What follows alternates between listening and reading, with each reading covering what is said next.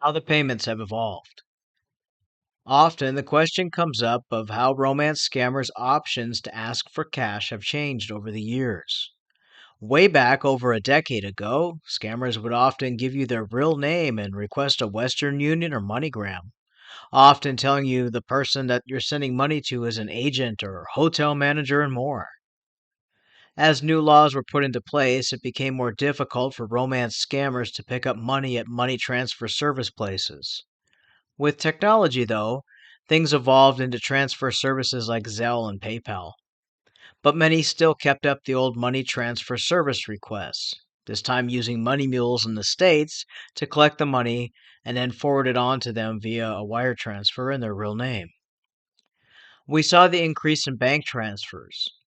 Romance scammers asking for victims to send money via bank transfer, sometimes directly to their bank account, and sometimes the transfer was to a money mule or another victim, who would then transfer the money to the scammer.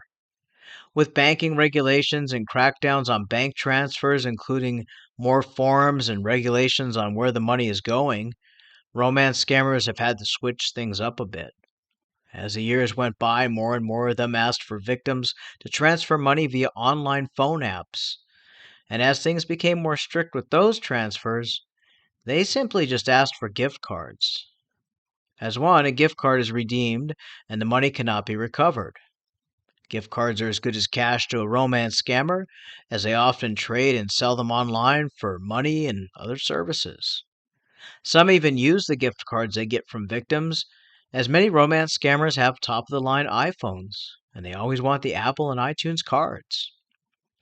But as people become more savvy, the store clerks were starting to question why grandma's buying $500 worth of iTunes cards, and scammers have had to move on to digital currency like Bitcoin. This has sadly become the latest way scammers can take advantage of their victims' money without it being traced. Digital currency for a romance scammer is easier for them to obtain, and it cannot be recovered once sent.